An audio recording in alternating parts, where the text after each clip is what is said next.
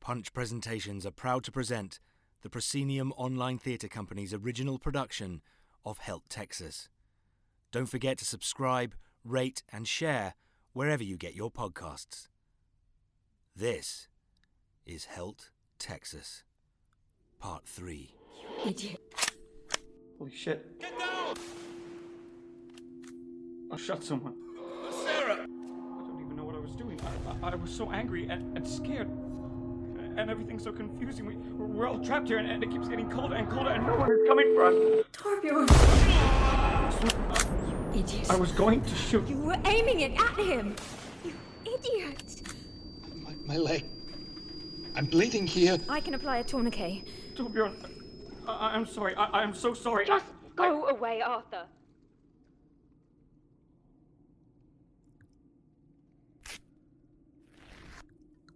How does it look? Let me clean it first. Looks like you were just grazed. I think you'll be fine. Fuck. Arthur. It was an accident. You know this. Are you ready for me to tighten this? Just do it. This will hurt. Do it. I'm sorry.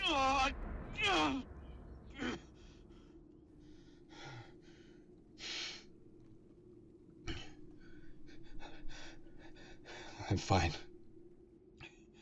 I hope you can still continue your research once we are rescued. I've come too far not to. Everything in my life has led to this trip. And my dissertation. My degree.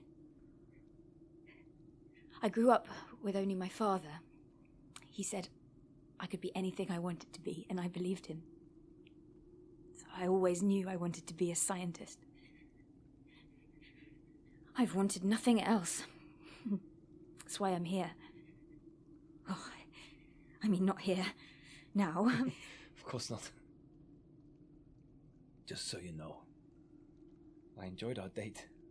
I thought we agreed that it wasn't a date. Norwegians have no patience for romance. You're more romantic than you think.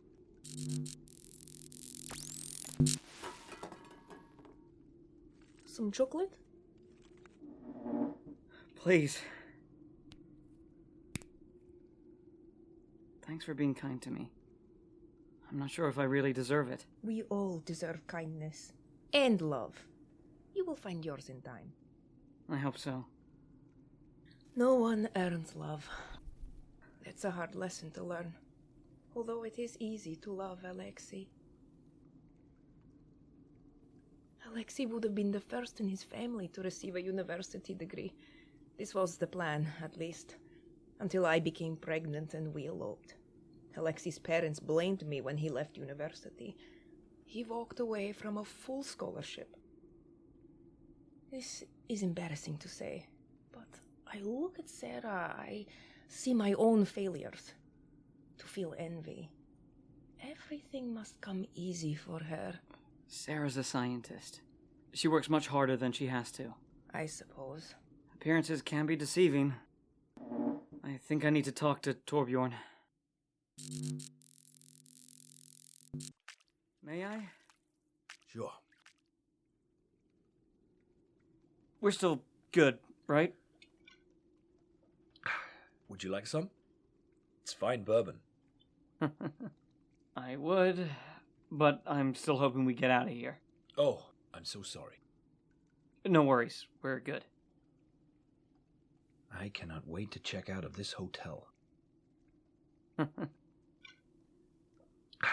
never really thought about my life up till now, to question it. I think I want something else. Maybe teach at a university. Enjoy the life I didn't appreciate at the time. May I ask, why you become, An Arctic naturalist? Yes. It goes back to grade school. When you fell in love with science? I had zero interest, actually. I was kind of that awful kid that made school miserable for everyone. I hated sitting, I hated teachers, I hated being told what to do. I remember there was this stupid writing assignment about an animal we would find on our class field trip. I purposely chose an animal that our zoo didn't have just to be a little shit. So I argued with my teacher, who finally gave in and let me write about any animal. She figured I wasn't going to write anything. I never turned in my work. Anyway, I chose to write about the Arctic fox. And for some reason, I became kind of obsessed with them. Arctic foxes are clever and fearless. They're survivors. They kind of became my spirit animal. My teacher helped me with the spelling and the research. I skipped recess and wall ball just to work on that assignment. I was so proud of that paper, which turned out to be 4 pages long, which is kind of a big deal for a 3rd grader. Miss Wilson even let me read it to the whole class, and everyone was like, whoa, Arthur's not so stupid after all. This sounds ridiculous now, but talking about Arctic foxes made me special. It helped me find a way to connect. No one laughed when I said I was going to be a scientist in the Arctic. I don't want to die here. Me either. I'm frightened too. The lantern, which has remained lit up to now, begins to suddenly dim, and they watch the flame extinguish itself. They now sit in darkness. If we die here, my son will never know his parents. What kind of mother leaves her child behind? A mother who made the smartest choice she could. I know you will see your son again. Is always hope. And Alexei. Yes, hope remains. Alexei will be found, and he'll be fine, and you'll both be together with your son.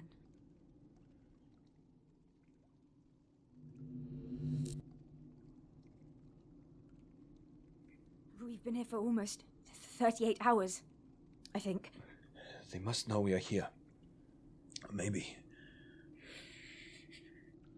Maybe. Still no signal. What are you thinking? My father. Since I left for college, we talk nearly every day. He must be worried sick. I'm sure. I'm really all he has. My mum died when I was young. I don't even remember her, I guess. She was around my age when she was diagnosed with cancer. So young. My father never remarried. My grandmother told me he tried to date when I was small, but eventually he gave up. I guess he wanted to spare me another loss if it didn't turn out. I sometimes pretended I had a mother. I remember in elementary school, our class made Mother's Day cards and the students would present them to their mothers at an afternoon tea party. All the other girls had mums who baked cupcakes, chaperoned field trips, and read aloud on Fridays. I lied. I told the other girls that my mum was a very important businesswoman who was too busy to come to a silly tea party. I guess Miss Robert overheard me and called my father. So he sat me down for a gentle talking to. It was the only time I've ever seen my father cry. And you never forget that kind of humiliation. He always said, we only get one great love. Maybe that's not true, because he poured all the love he had left into his only daughter. Perhaps I can meet him one day. If I die, I'm scared for our future. But this is the best time in history to live. The world prospers. I want to make it better. I just don't understand why you can't see what I see. What am I not seeing? There's so much wrong in the world. It's totally true. Deepening inequality. And yet we must all stumble forward. Wealth being hoarded at the top. When we believe we are failing, we lose faith and we forget the world is richer, healthier, and better educated. Humanity continues to be a success. Technology drives us apart. If humans created these problems, then we can also find the solutions. How about the thousands of man-made compounds and sheer tonnage of e-waste we've created? Look past your biases. How does nature clean that shit up? Your negativity. We're all drowning in plastic. Why lose sight of successes and focus only on your failures? I want to spend the rest of my life in the Arctic. I'm tired of greed and violence and indifference. I've had enough. In the last 50 years, the percentage of the world's population living in extreme poverty has plummeted. Life expectancy has risen by 20 years, with a decrease in child mortality rates down by half. Almost all children now attend primary school.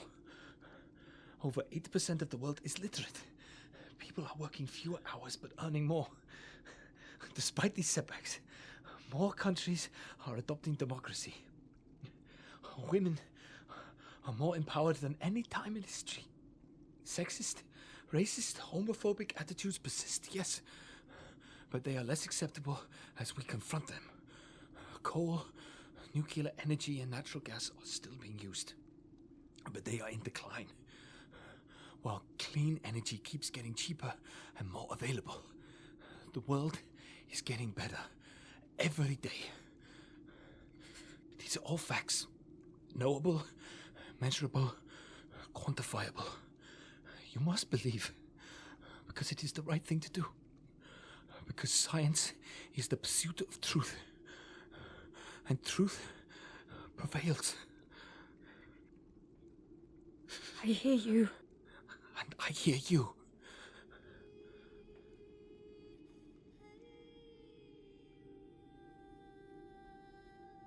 It's so cold.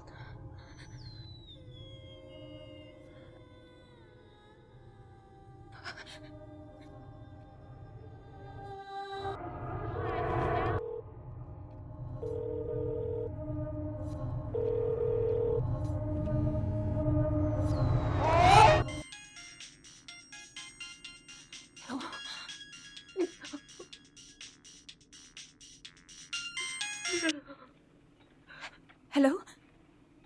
Hello? Yes. Yes. They know we're here. Alexei is alive.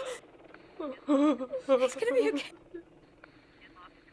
Everyone in the city is helping out. Yes. Thank you. There are 4 of us. Yes.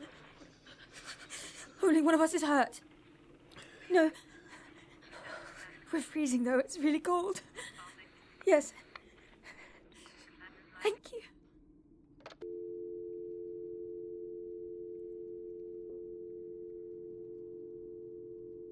They look at each other with uncertainty. Perhaps they'll be saved in time, perhaps they won't. To be honest, I'm not sure how this story is going to end. Either way, I do know the world just keeps spinning.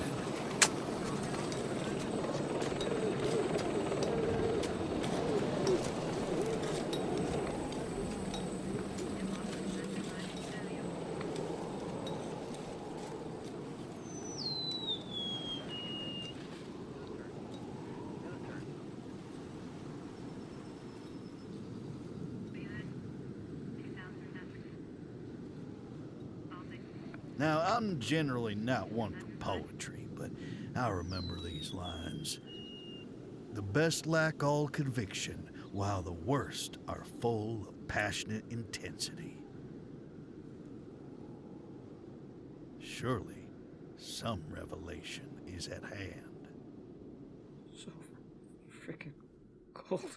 It's so cold. Stay with me, Torbjørn. Please. They are almost here. We're gonna be okay. It's all gonna be okay. Please, be okay.